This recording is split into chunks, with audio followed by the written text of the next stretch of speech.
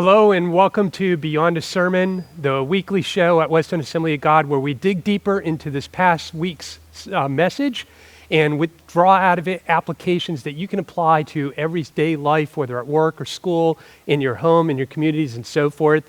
I'm your show host and communications director here at WEAG, Jim Washock, and as usually, joined by our lead pastor, Shane Schlesman.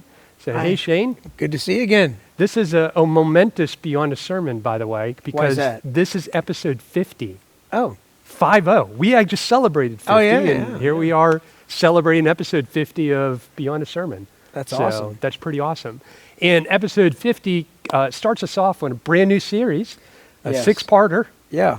Broken and Beautiful. That's right. So, and it was an amazing start to this series. We didn't waste any time. We dove right in. You sure did. You sure did. It was a topic that so many people, in fact, you revealed 322 million people around the world are dealing with depression. Yeah, according to the ADAA, 322 million people. And I know so many people who are watching right now, maybe this is something you've struggled with perhaps your whole life. Mm-hmm. Maybe you've gone through a season of it. You could be just entering it and have a lot of questions about it. This is a very complex issue that we did not take lightly. We said we're a church family. Mm-hmm. We're the kind of family that's willing to talk about some of these hard issues. So there's no easy answer, and we will not answer for you today. But there's some great questions here. I'm looking forward to diving in. Yeah, absolutely. And for those that may not be among the 322 million that are directly dealing with depression, it affects many more than that, multiple times more than that, because we may have a family member or a close friend or a coworker who is grappling with it. Yeah, it's so difficult to walk alongside someone who's going through something. And sometimes that's one of the most helpless scenarios to be in if you're someone walking with someone or watching someone in pain. Both are difficult, and we just hope to be a church right now, whether we're your church, you consider us your church or not. I hope you'll consider us someone that perhaps you could trust to come alongside you, because that's what we want to do. We desire to walk with you through this. You're not alone. Yeah, definitely we want to offer that WEAG is a safe place, whether on-site or online. It's definitely either venue is an opportunity for you to connect with us and get help.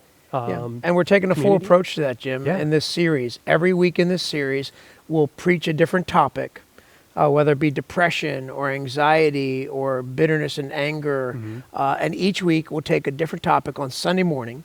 Then on Monday night, we will have a workshop that dives deeper into that topic. And then on Tuesday, of course, Beyond a Sermon, you can send in your questions. We'll answer those live on Beyond a Sermon. And out of Monday night, there may be referrals for, we have a lot of professional counselors already lined up, ready to help people. This past Monday, with dealing with our very first topic in depression, we had just under 30 people here last night who were together learning more, going deeper, most of them for themselves, sometimes also friends and family members who were looking to get a little more information and understanding about the topic. Yeah, very good. So lots of opportunities. This is definitely not a topic. Any of these topics are not something that we need to shy away from, sweep under the rug, otherwise avoid. Let's talk about them. And to get us started, Shane, with question number one, is it a sin against God to be discouraged, depressed, or thinking of just giving up? Yeah, I'm so glad some of these questions came from people who are actually struggling with depression, because this is one of those questions that almost no one would ask. But sometimes they feel this. Yeah. And the answer is absolutely not. It is not a sin to feel depressed or feel abandoned.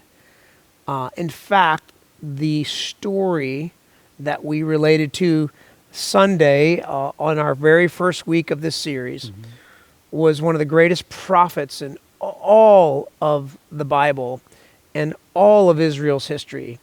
His name was Elijah. And we walked with Elijah after the greatest victory in his entire life, career, ministry, walked through the darkest valley of his life, career, and ministry. And never once did God condemn him for or rebuke him for how he was feeling. God simply walked with him through this. So if you're feeling discouraged or depressed, remember that you're in great company with Elijah, but you're also in greater company with Jesus himself. Jesus in Mark chapter 15 was on the cross and cried out for everyone to hear his own feelings of abandonment from his Father. Yeah. And said, Father, cries out, my God, why have you forsaken me? Jesus himself had feelings of total abandonment. And that's not a sin. Or we'd be all being troubled no kidding. if Jesus would go there. So no matter how you're feeling, God's not here to condemn you for it, rebuke you for it, but God understands it, and he himself has felt that same feeling. And shame as well. I mean, we shouldn't feel that it's shameful either. Yes. Too. And I know you'll be one of the topics. That's one of our topics, actually, yes. So for folks that are dealing with depression and so forth, certainly the thought must cross their mind, how do I stop these thoughts from swirling around in my head? Yeah. It's, first of all, I wish it was a switch you could hit. Yeah. Don't you wish it was one of those buttons you could hit and say, stop? Okay. Yeah. It doesn't work that way. Our bodies, our minds, our emotions are so much more complex than that. That darkness that comes on me that I can't explain, I can't explain it away, I can't wish it away, I can't pray it away. Well, just say a prayer and it goes away. That is not true. There are many examples in Scripture where that did not happen. Now, you can say a prayer and bring God's presence to your depression. Yeah. But you can't just say a prayer and it go away, although that can happen. The power of God is the power of God. If it were explainable, we wouldn't have a show about it. There would be, well, first we might, but it would be on major network and we'd be rich because Here's of your it. 10 steps how to, right? Yeah, Or something. if they really were. Exactly. You can't explain the power of God. Who can explain the mysteries of the universe and God, the creator? So how do we flip it off? I mean, we met with Elijah. We went on a journey this past Sunday and taking him through a walk where he walked for 40 days. He ran from God for a day into the wilderness. And then Scripture records in 1 Kings chapter 18 and 19, you hear the story. It's a beautiful story. You should go read it. But records the story. He ran from God for one day, but he and completely fell apart. But then God walked with him, and he walked with God for 40 days and 40 nights. So you don't flip it off, but you can invite God into it. And that's exactly what Elijah did. He walked with God. And we don't have to worry that somehow that he's going to abandon us, or how we're going to deal with this. And they swirl around in my. How do you do it? Well, just like how do you eat an elephant? Yeah. One bite at a time, right? Right. Exactly. There's how we deal with this is you have to slow it down. Here's how Paul said it: taking every thought captive. 2 Corinthians chapter 10, verse 5. You read that passage. Every thought captive. I like to say this: ask yourself a question. Stop your thought process and ask yourself a question. So, here's a question. Who said that? I feel all alone. I'm totally abandoned. Nobody wants to spend time with me. I am totally worthless.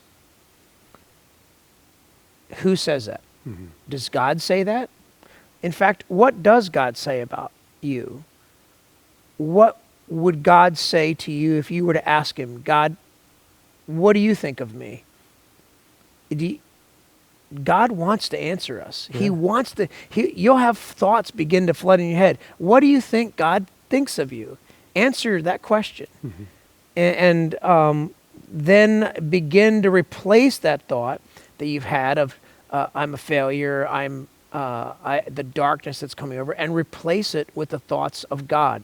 Does that snap your fingers and now you're going to be happy and skipping through the flowers and everything's up roses? No, not necessarily.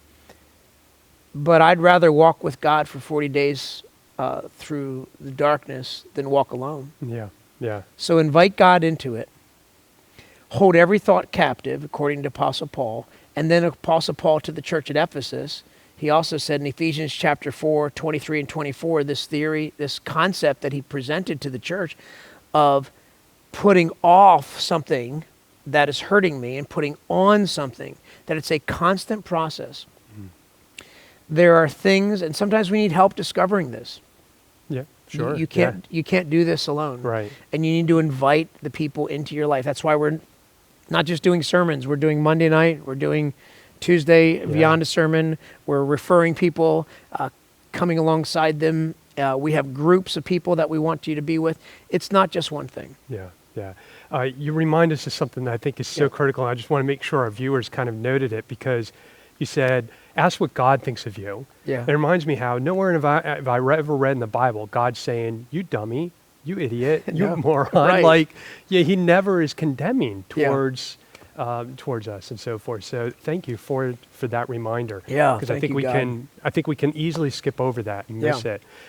Shane, I think we just asked the question about depressing thoughts in our mind, and certainly we know that sometimes those can really get a hold of someone and lead them to potentially hurt themselves and so forth. So if anyone's viewing, we want to remind them of that there's a hotline number that they can call should they need, if they're overwhelmed by the thoughts and are thinking of potentially hurting themselves. Yeah, I think if these feelings persist and they continue to swirl around, you can't stop it, and you begin to start to think about ending your life. You've been having thoughts of that. You've been having thoughts about it. You've been kind of planning in your head. You've thought about how no one would miss you, and you begin to go down that path. Don't hesitate to call the suicide hotline. You say, wow, that's a little bit over the line. I don't need to do that. That's exactly what keeps us abandoned, is when we won't reach out and get help. So call that number if you're having thoughts like that. Please don't let them persist without making that call. And here's the number on the screen behind us, 800-273-8255. So there's the number right there. Shane, moving on to our next question. Some folks may think, I love Jesus. Why isn't that enough to make it all okay? Yeah. We just want to live in victory, and that makes sense. Jesus, we sang the victory songs. We like the ones, set us free, give us victory in Jesus. But victories don't happen without a battle. Very true. Yeah. So we discovered with Elijah, at least it was my theory, that there's no sensical reason that Elijah should have been depressed. The man just called fire down from heaven. Who does that? What more do you want, man? Dude, not an everyday occurrence. No. You called fire from heaven and consumed everything. And not just that, but like he filled up trenches with water and doused it. It was so crazy and over the top. If anyone's ever tried to start a campfire or whatever with wet wood, you know how frustrating that is. He purposely drenched it. And then it was consumed. And I think Elijah thought, this did it. This is going to convince everybody. Like, what else do you need? Yeah. Israel's going to turn around. Leadership's going to be King Ahab, Jezebel, everybody. They're all going to be like, fall down and worship the one true God, because he proved it. And that was the whole point of it. But that's not what happened.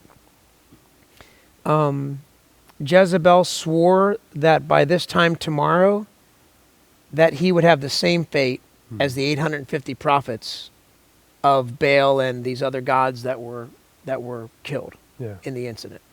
So, he ran. Yeah. He ran, and I think it makes sense to me. No commentary knows, there's no theologian that can tell you the reasons. They all have a theory, and I'll just throw mine out there. Being the broken person that I am, that I have an expectation after I have a great victory that finally I can rest. Mm-hmm. And that's exactly when we're set up to feel discouragement and despair. Like, I thought I fought this battle. Why am I still fighting this battle? Sure. Yeah. This is crazy. And I think I'm finally learning in life to stop expecting for the battles to be done. Mm-hmm. That is this life. It is a battle.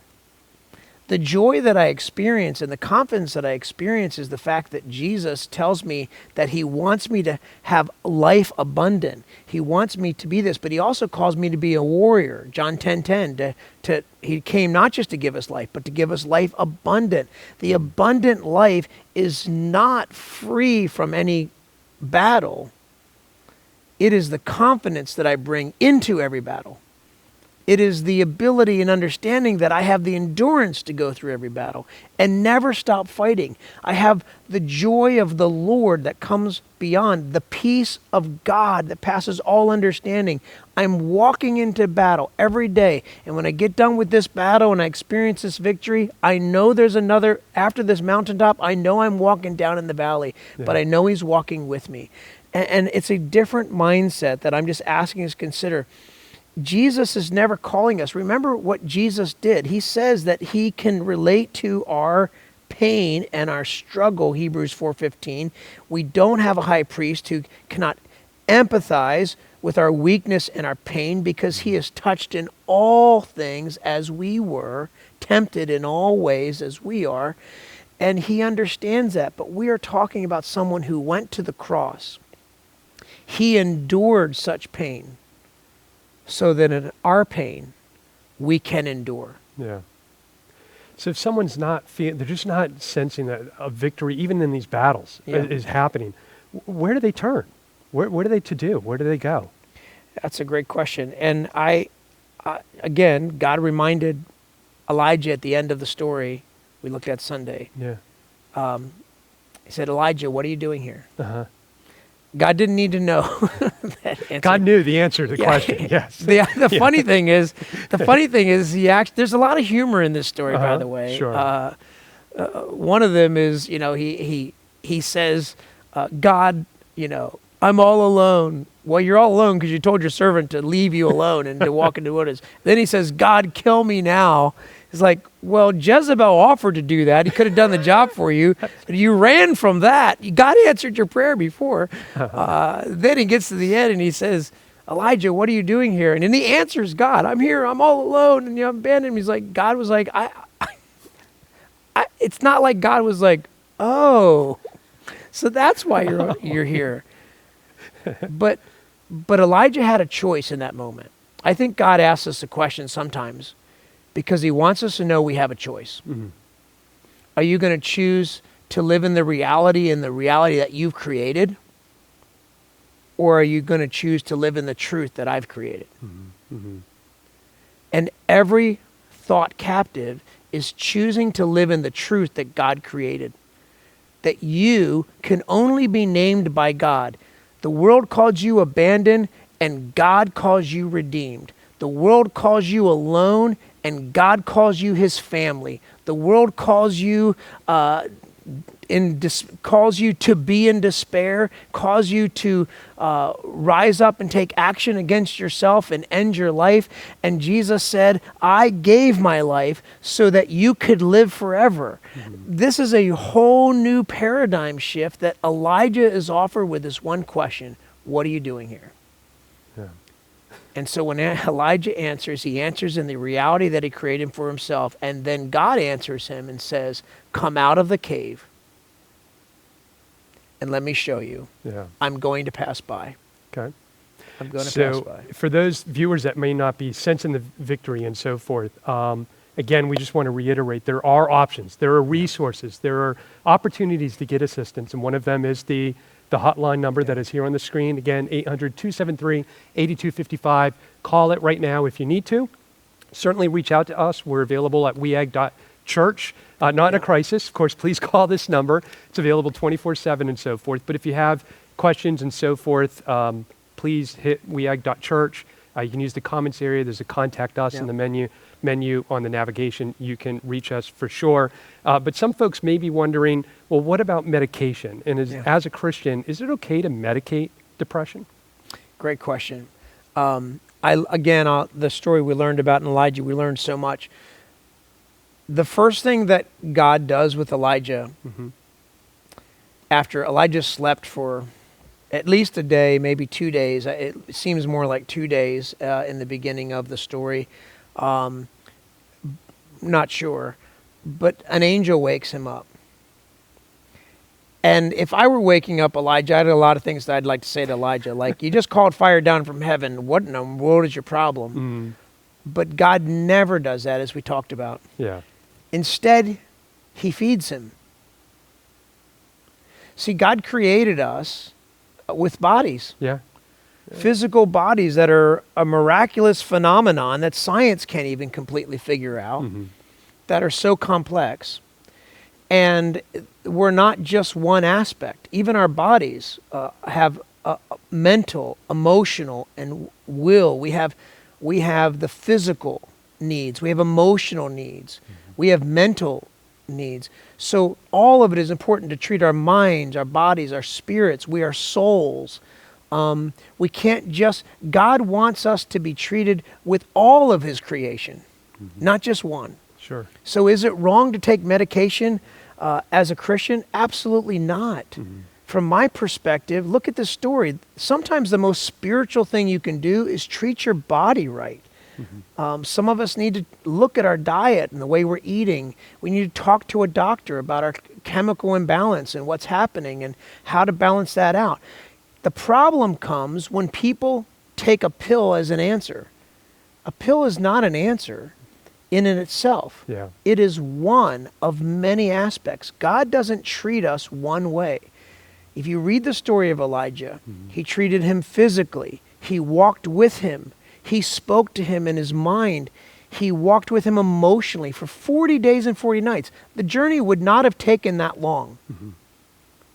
But he walked with him the long way around to the mountain of God. So we got physical needs being met, relational, communication needs being met, mental needs. Okay. Sometimes you just need to go for a walk. Sure, yeah. Sometimes you need physical activity. You need to get some activity in your life. You need a conversation. You need prayer. We need all of it. In fact, here's another resource. If you need counseling, you need someone to talk to. Email us at counseling@weag.org, counseling@weag.org. We want to help you. We can connect you with a professional. We've mentioned the suicide hotline that we want you to call if you're having thoughts like that. Talk to somebody. Yeah. But don't just look at that counseling as the only answer. Don't look at the medication as the only answer. There are so many things. Paul said that whatever is holy, whatever is just, whatever is pure, think on these things mentally, pouring into yourself. He said to sing psalms, hymns, and spiritual songs, to constantly keep the right music in your brain. This is the music I'm listening to right now, even in my own season of discouragement. Brian and Katie, I mentioned them already, didn't I? Last or two ago, something like that. Two ago. But Praise Before My Breakthrough is the name of the album. Brian and Katie Torwalt. It is, just put it on repeat. This is my life, right? I've literally been listening to this for weeks. It's on repeat, constant for me. Fill your mind with those things. Talk to someone. See a counselor. Get a group of people around you. We just had Group Sunday. Yeah. The last thing he said to Elijah was, don't be alone. He said, there are 7,000 more people just like you. I've reserved 7,000 people who have not bowed their knee to Baal, the false god that they were. I can only imagine his response when he heard that. Like, I'd be like, really? What? Seriously? Yeah. Like, I thought I was the only one. No, but here's the Like- funny thing is Elijah knew about many of them. Oh, did he? Obadiah, the servant of King Ahab, told him before he ever came down from the mountain, or before he ever went to the mountain, he said, don't send me back to the message to take that message to the king because he'll kill me because I've been hiding prophets of Yahweh. Yeah. So he knew there were. Okay. But you know, when you are going through the season, even when you have people, you feel alone. Have you ever been in a crowded room when you're depressed? You don't feel like you're with people. You feel like you're alone. And the reason you feel alone is because our minds and bodies are so unique that the feelings that you're having right now and what you're going through are unique to you. So they are unique, and you are alone in that uniqueness. But God is saying there are thousands of people who he has who want to come around you. Here at West End Assembly of God, we have so many people. We have literally thousands of people who want to come alongside you. We have hundreds and hundreds of groups. We want to start new groups with you. So email us and email Jeremy at WEAG or Vicky at WEAG. Yeah. And find a way to get connected into a group today. It's important that we know God doesn't want us to walk alone. Right, right. Surely with a family of a few thousand people, there are people here at WEAG that have grappled with depression, either personally or through relationship, Sure. and are now. Yeah. So definitely, this is not something that needs to be shied away from or felt ashamed of. Definitely come and help. In fact, we do want to give a reminder as we approach our final question of the segment that if you are watching right now and you've got a question that you would like to ask Shane, this is your final opportunity if you're watching live in our 3 p.m. Tuesday time frame to go ahead and post your question at weag.tv. You can ask your question of Shane while we're live, but if by chance you missed it and you're watching this now on demand, you could still use the comments area on whatever platform you're watching this video on. Go ahead and ask a question, and we will be sure to get that to Shane so that he can go ahead and answer, or of course come to the next Monday night workshop. But Shane, to wrap up, I thought it was, I personally, as I was listening to your sermon on Sunday, I thought it was really neat to take this story from so many years ago, thousands of years ago, and it felt so relatable. Like you could really sense what Elijah was going through. His situation, we're not dealing with prophets of Baal and so forth, but it still in many ways felt relatable. You said that God walked with Elijah even when he was depressed. For folks that are wondering, how is God walking with them even if they feel that they can't sense his presence? You know, like Elijah, God sends angels to help us. There are many people in my life that have been God's angels for me. There have been, somebody who sent an email, who sent a text, or who called me at the right time. You may be sitting there and thinking, I haven't had any of that. I don't have anyone who calls me. I don't have anyone who texts me. I'm fortunate that I've lived a life with a lot of people, and it takes time to build those relationships, and sometimes people don't have those relationships. But it's interesting that even strangers can be angels to us, and God can use what a stranger's word might be. Sure. If we're listening. And it's very difficult to listen during seasons of depression and struggle like this.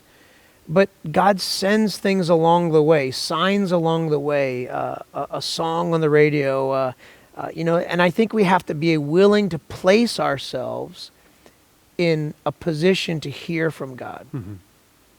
We have First Wednesdays.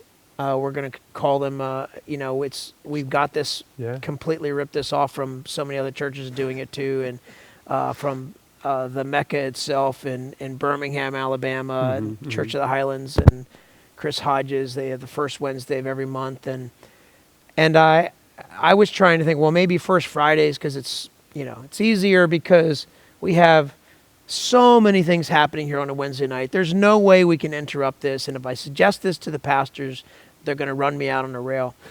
And so I started talking about different calendar possibilities, and they were like, no. Well, why wouldn't we be willing to let it interrupt our schedule. If you're saying it's the most important thing, if prayer is one of the most important things we could do, then we're okay if it interrupts our schedule.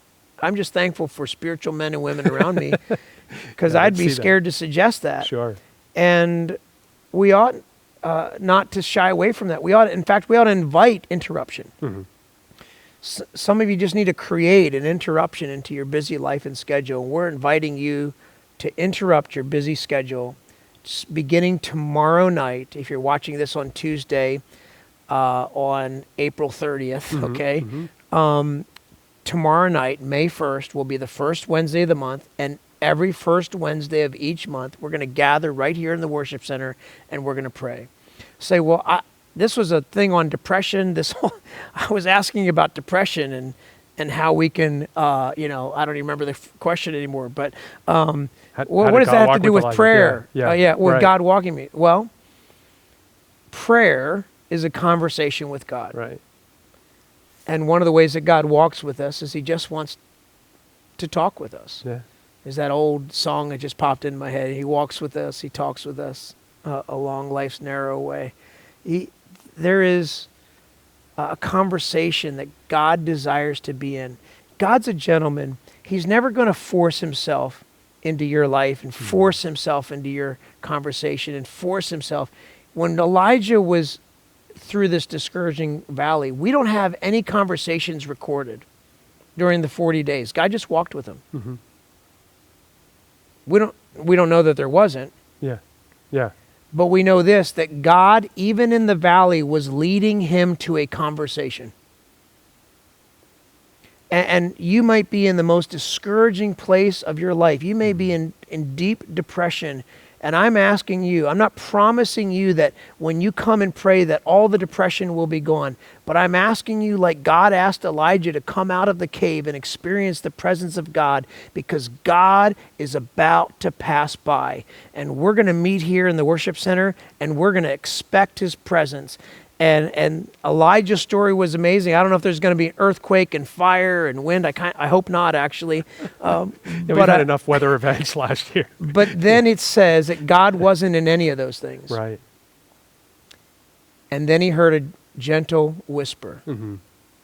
That was the voice of God. Mm-hmm. I think the gentle whisper and the significance of that is not the significance of the tone, but the significance of the distance. Mm-hmm. You don't shout at somebody who's sitting right here. Right. Yeah. In order to hear a whisper, you must be close. Mm-hmm. I'm asking you to come and be close. Let God pass by you. Put yourself at the mouth of the cave. Put yourself in an environment where God can pass by. We're going to seek God together as a church. We're going to worship and we're going to pray. There's no agenda and schedule or order of worship. I've asked some people to come prepared to sing and do some music. It's going to be low key this week and just acoustic worship. And I've asked them to come with some songs. I don't even know the order.